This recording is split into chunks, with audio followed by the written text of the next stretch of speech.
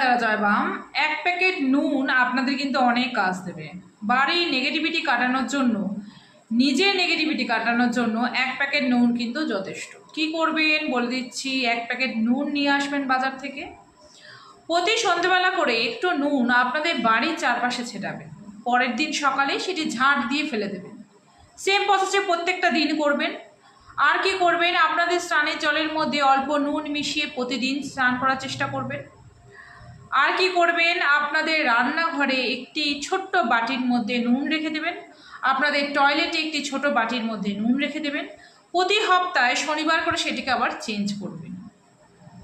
সকালবেলা ঘুম থেকে উঠে আপনাদের হাতের মধ্যে অল্প পরিমাণ নুন নিয়ে নিজেরাই মনে মনে বলবেন, প্রত্যেকটা দোষ, প্রত্যেকটা গ্রহ দোষ, আমাদের শারীরিক অসুস্থতা এগুলো যেন কেটে যায় বলে নুন দিয়ে হাতটা ঘষে হাতটা ধুয়ে নেবেন।